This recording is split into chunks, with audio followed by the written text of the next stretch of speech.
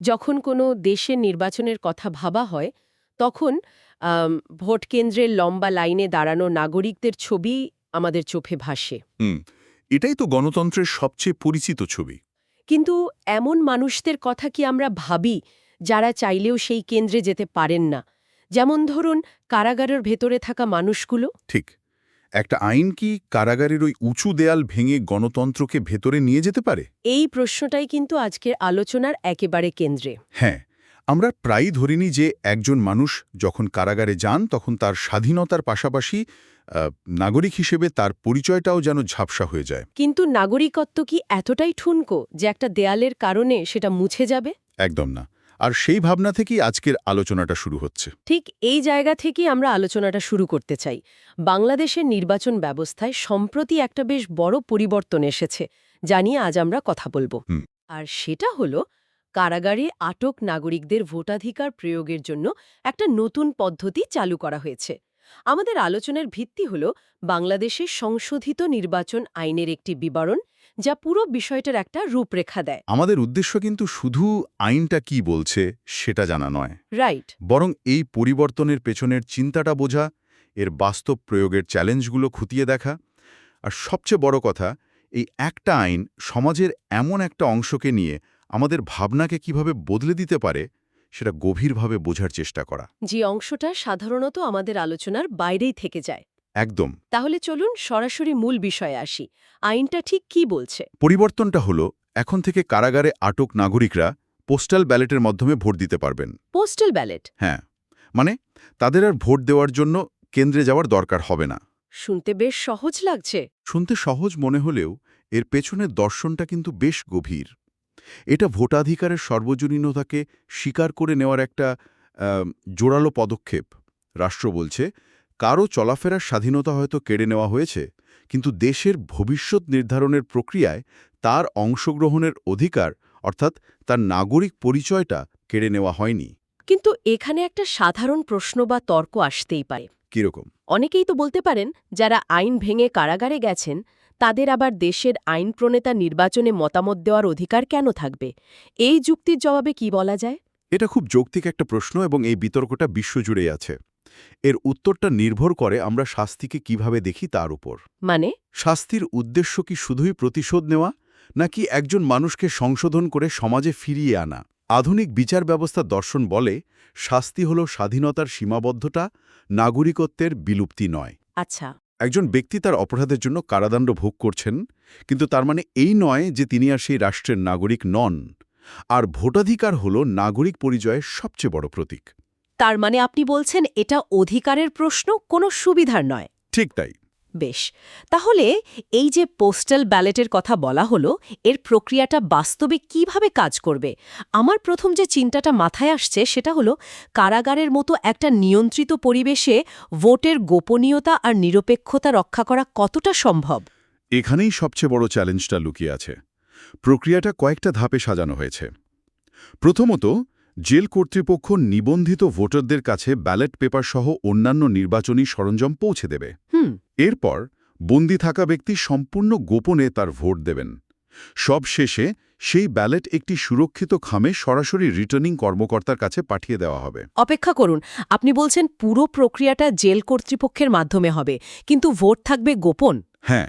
এটা কিভাবে সম্ভব? আমার তো প্রথমেই মনে হচ্ছে এখানে স্বার্থের সংঘাত হওয়ার একটা সুযোগ আছে।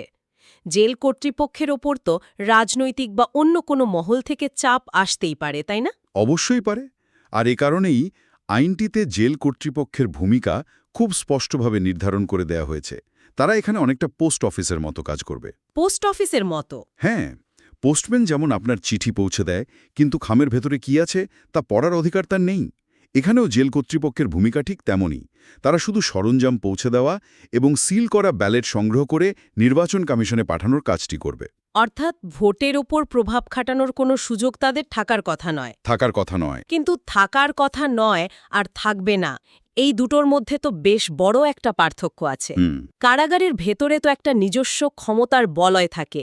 সেখানে অন্য কয়েদি বা জেল কর্মকর্তাদের চাপ অগ্রাহ্য করে একজন বন্দী কি আসনেই নির্ভয়ে ভোট দিতে পারবেন? আপনার আশঙ্কাটা অমূলক নয়। এখানেই বাস্তবায়নের চ্যালেঞ্জটা সবচেয়ে বড়। এর সাফল্য নির্ভর করবে জেল কর্মকর্তাদের প্রশিক্ষণ, পুরো প্রক্রিয়ার স্বচ্ছতা এবং পর্যবেক্ষণের উপর। যেমন ভোট দেওয়ার জন্য একটি নির্দিষ্ট ব্যক্তিগত জায়গা বা বুথের মতো ব্যবস্থা করা যেতে পারে। নির্বাচন কমিশনের পক্ষ থেকে পর্যবেক্ষক বা ধরুন সিসিটিভি ক্যামেরার মাধ্যমে নজরদারির ব্যবস্থাও ভাবা যেতে পারে। আচ্ছা, আইনটা একটা কাঠামো দিয়েছে, কিন্তু এর আত্মাটা রক্ষা করার দায়িত্ব থাকবে বাস্তবায়নকারী সংস্থাগুলোর ওপর। ঠিক। যদি গোপনীয়তা নিশ্চিত করা না যায় তাহলে পুরো উদ্দেশ্যটাই ব্যর্থ হবে। একদম। আচ্ছা, এই সুবিধাটা কি কারাগারে থাকা সবার জন্য, নাকি এখানেও কোনো বাছবিছড় আছে? না, এটা সবার জন্য নয়, এবং এই শর্তগুলোই আইনটার পরিধি ঠিক করে দেয়। কি সেই শর্ত? প্রথম এবং প্রধান শর্ত হল ব্যক্তিকে অবশ্যই ভোটার হিসেবে নিবন্ধিত হতে হবে, অর্থাৎ কারাগারে আসার আগেই তার নাম ভোটার তালিকায় থাকতে হবে। আর দ্বিতীয়ত, তার একটি বৈধ জাতীয় পরিচয়পত্র বা এনআইডি কার্ড থাকতে হবে। তার মানে এই দুটো শর্ত পূরণ না হলে তিনি কারাগারে থাকলেও এই পদ্ধতিতে ভোট দিতে পারবেন না। ঠিক তাই। তার মানে এই আইন নতুন করে কাউকে ভোটার বানাচ্ছে না। না।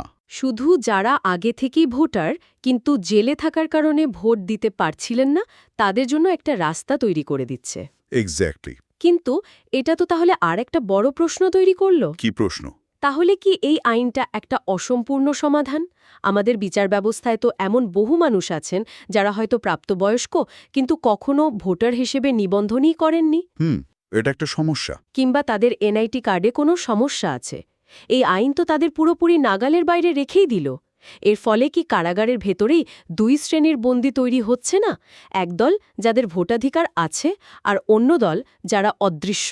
এটা একটা অসাধারণ পর্যবেক্ষণ। আপনি একদম ঠিক জায়গায় ধরেছেন। এই আইনটা একটা নির্দিষ্ট সমস্যার সমাধান করছে, কিন্তু বৃহত্তর সমস্যাটা কিন্তু রয়েই যাচ্ছে। রাইট। এটা আমাদের রাষ্ট্রীয় ব্যবস্থার একটা দুর্বলতাকেও চোখে আঙুল দিয়ে দেখিয়ে দেয়, যে বিপুল সংখ্যক নাগরিক এখনও ভোটার তালিকা বা জাতীয় পরিচয়পত্রের কাঠামোর বাইরে রয়ে গেছেন। আর কারাগারের ভেতরে এই বিভাজনটা আরও প্রকটভাবে ফুটে উঠবে। হ্যাঁ, তবে এটা হয়তো ভবিষ্যতে কারাগারে থাকা অনিবন্ধিত নাগরিকদের নিবন্ধনের আওতায় আনার জন্য একটা আলোচনার জন্ম দিতে পারে। আর বিচারাধীন বন্দী এবং সাজাপ্রাপ্ত আসামিদের ব্যাপারে কি হবে? আমরা জানি আইন অনুযায়ী একজন ব্যক্তি দোষী সাব্যস্ত না হওয়া পর্যন্ত নির্দোষ। তাহলে বিচারাধীন একজন বন্দীর অধিকার আর সাজাপ্রাপ্ত আসামির অধিকারের মধ্যে কি কোনো পার্থক্য থাকা উচিত? এই আইন কি তাদের একইভাবে দেখছে? আমাদের হাতে থাকা তথ্য অনুযায়ী আইনটিতে আইনি হেফাজতে থাকা ব্যক্তি কথাটি ব্যবহার করা হয়েছে, আচ্ছা, যা বিচারাধীন এবং সাজাপ্রাপ্ত উভয়কেই অন্তর্ভুক্ত করে। এখানে কোনো পার্থক্য করা হয়নি। তাহলে কোনো পার্থক্য নেই? আপাতত নেই। তবে নীতিগতভাবে বিচারাধীন বন্দীদের ভোটাধিকারের পক্ষে যুক্তিটা অনেক বেশি শক্তিশালী, কারণ তারা আইনত নির্দোষ। অনেক দেশেই সাজাপ্রাপ্ত, বিশেষ করে গুরুতর অপরাধে দণ্ডিত আসামিদের ভোটাধিকার স্থগিত রাখার বিধান আছে। কিন্তু বাংলাদেশে নেই। এই আইনটি আপাতত সবাইকে এক কাতারে ফেলছে, যা একদিক থেকে অন্তর্ভুক্তমূলক হলেও আরেকটি বিতর্কের জন্ম দিতে পারে। বোঝা গেল।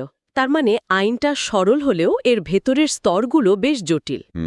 আচ্ছা, ধরে নিলাম সব চ্যালেঞ্জ মোকাবেলা করে আইনটা সফলভাবে প্রয়োগ করা হলো। এর আসল অর্থ কি দাঁড়াবে?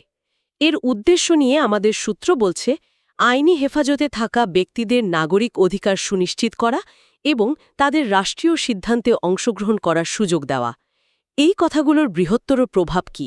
এর প্রভাবটা মনস্তাত্ত্বিক এবং সামাজিক। যখন একজন বন্দী ভোট দেন, তখন তিনি কেবল একজন প্রার্থীকে বাছেন না, তিনি নিজেকে রাষ্ট্রের একজন অংশীদার হিসেবে অনুভব করেন। এই অনুভূতিটা তার পুনর্বাসন প্রক্রিয়ায় খুব ইতিবাচক ভূমিকা রাখতে পারে। তাকে এটা মনে করিয়ে দেয় যে কারাগারের দেওয়াল তাকে সমাজ থেকে সাময়িকভাবে বিচ্ছিন্ন করলেও নাগরিক হিসেবে তার পরিচয় মুছে যায়নি। অর্থাৎ এটা তাকে সমাজ থেকে পুরোপুরি বিচ্ছিন্ন হয়ে যাওয়া বা অদর হওয়ার অনুভূতি থেকে বের করে আনতে সাহায্য করতে পারে। ঠিক তাই। এখানে তার পরিচিতিটা শুধু কয়েদি থাকছে না, বরং নাগরিক হিসেবেও পুনঃপ্রতিষ্ঠিত হচ্ছে। আচ্ছা। আর এর একটা রাজনৈতিক প্রভাবও কিন্তু আছে, যা নিয়ে খুব একটা কথা হচ্ছে না। সেটা কি রকম? দেখুন, সাধারণত রাজনৈতিক দলগুলো কারাগারের ভেতরের মানুষদের নিয়ে খুব একটা ভাবে না, কারণ তারা কোনো সংগঠিত ভোট ব্যাংক নয়। তাদের সমস্যা যেমন কারাগারের পরিবেশ, আইনি সহায়তার অভাব বা পুনর্বাসনের সুযোগ, এগুলো সাধারণত কোনো রাজনৈতিক দলের ইশতেহারে জায়গা পায় না। কিন্তু যখন তারা ভোটার হয়ে উঠবেন তখন কি পরিস্থিতি বদলাতে পারে?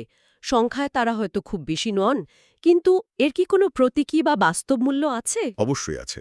যখন রাজনীতিবিদরা জানবেন যে কারাগারের ভেতর থেকেও ভোট আসে, তখন সেখানকার সমস্যাগুলো নিয়ে কথা বলতে তারা বাধ্য হতে পারেন। তাই হ্যাঁ, হয়তো কোনো আসনে ভোটের ব্যবধান খুব কম, সেখানে কয়েকশো বা কয়েক হাজার ভোটও নির্ণায়ক হয়ে উঠতে পারে। তখন কারাগারে জীবনমান উন্নয়ন, বন্দীদের অধিকার বা দ্রুত বিচার নিষ্পত্তির মতো বিষয়গুলো রাজনৈতিক আলোচনায় উঠে আসার একটা সম্ভাবনা তৈরি হয়। বাহ! একটা ছোট্ট আইনি পরিবর্তন এভাবেই একটা উপেক্ষিত গোষ্ঠীকে রাজনৈতিকভাবে দৃশ্যমান করে তুলতে পারে। বাহ! আলোচনাটা দারুণ একটা দিকে মোড় নিয়েছে। তাহলে আমরা যদি পুরো বিষয়টাকে একবার গুছিয়ে নিই, তাহলে যা দাঁড়ায় তা হলো বাংলাদেশে এখন নিবন্ধিত কারাবন্দীরা পোস্টাল ব্যালটে ভোট দিতে পারবেন। হুম, তবে এই প্রক্রিয়ার সাফল্য নির্ভর করছে ভোটের গোপনীয়তা আর নিরপেক্ষতা কতটা নিশ্চিত করা যাচ্ছে তার উপর। ঠিক। এই আইনটা একদল বন্দীকে অধিকার দিলেও অনিবন্ধিত বা এনআইডি-বিহীন বন্দীদের নাগালের বাইরে রেখে দিচ্ছে, যা কারাগারের ভেতরেই একটা বিভাজন তৈরি করতে পারে। হ্যাঁ, পারে। আর সবশেষে এর সামাজিক প্রভাবের পাশাপাশি একটা রাজনৈতিক প্রভাবও রয়েছে, যা উপেক্ষিত এই জনগোষ্ঠীর সমস্যাগুলোকে আলোচনার কেন্দ্রে নিয়ে আসার সম্ভাবনা তৈরি করে। চমৎকার সারসংক্ষেপ। পুরো আলোচনার মূল সুরটা এটাই। আইনটা একটা দরজা খুলে দিয়েছে, কিন্তু সেই দরজা দিয়ে গণতন্ত্র কতটা প্রবেশ করতে পারবে তা নির্ভর করবে আমাদের প্রাতিষ্ঠানিক সক্ষমতা এবং সদিচ্ছার উপর। একদম।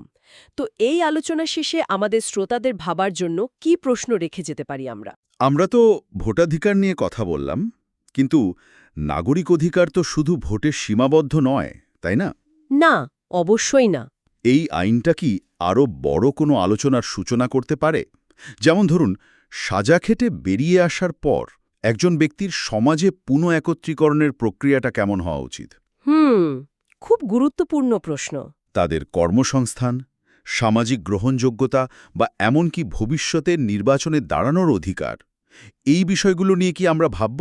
একটি সমাজ তার সবচেয়ে দুর্বল বা প্রান্তিক সদস্যদের সঙ্গে কেমন আচরণ করে, তার উপরই কিন্তু সেই সমাজের সভ্যতার আসল পরিচয় ফুটে ওঠে। ঠিক। এই আইনটি সেই বড় আয়নার সামনে আমাদের দাঁড় করিয়ে দিয়েছে।